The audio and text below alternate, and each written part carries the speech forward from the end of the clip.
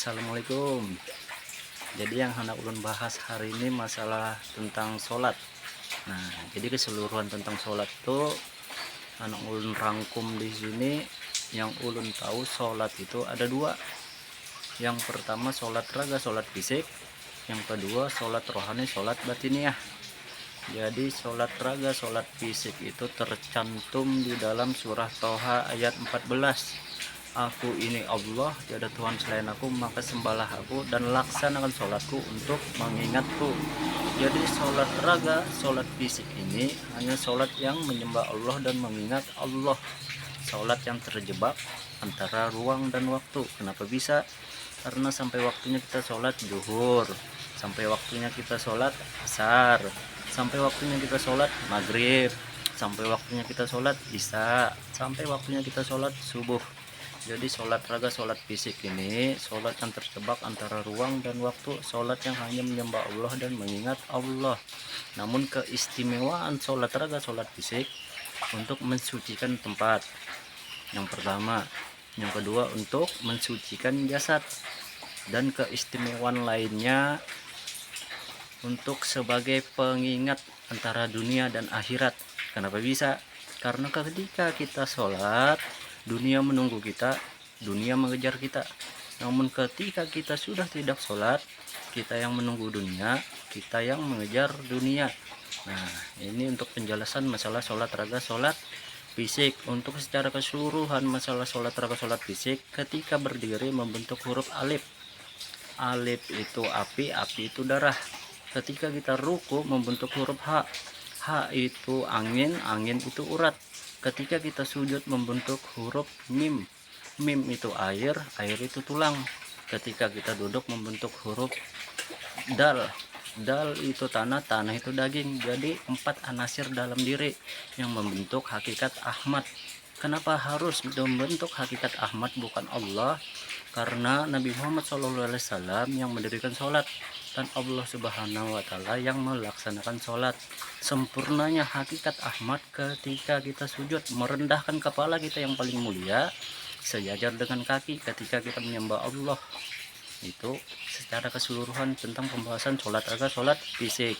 Sedangkan yang kedua, sholat rohani, sholat batiniah yang tercantum di dalam surah Al-Mu'minun ayat 23, aladinahum ala sholawatihim yuhafizun, orang-orang yang selalu menjaga sholat mereka.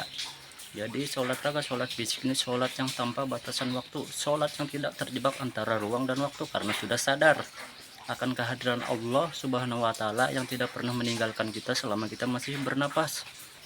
Nah, jadi sholat batiniah, sholat rohani ini sholat yang sudah sadar atas kehadiran Allah Subhanahu wa Ta'ala yang tidak pernah meninggalkan kita selama kita masih bernapas. Karena selawatnya selalu terhubung. Siapa yang berselawat? Ya napas kita.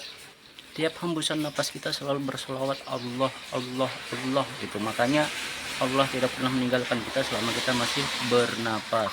Karena kata Allah ini, ku hembuskan ruhku. Jadi melalui napas ruh itu masuk. Ku hembuskan ruhku, melalui napas ruh itu masuk. Jadi napas itu hanya penghubung. Penghubung apa?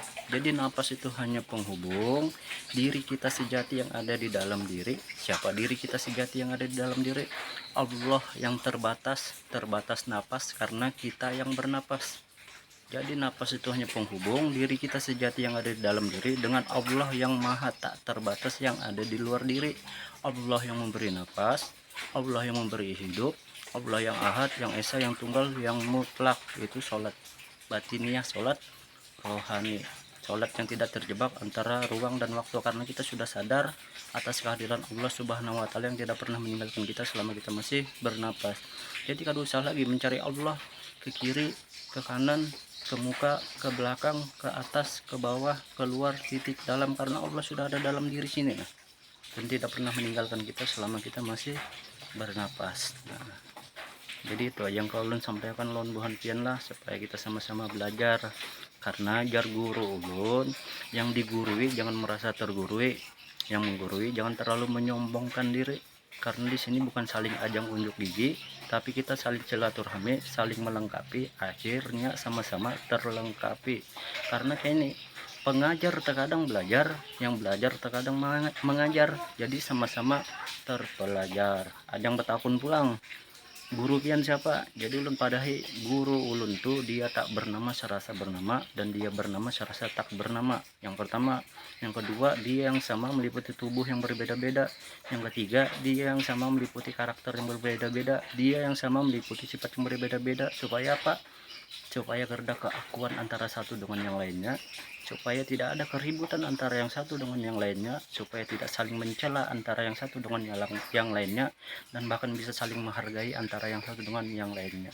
Mudahan bermanfaat pesan bulan pian. Kita sama-sama belajar. Assalamualaikum.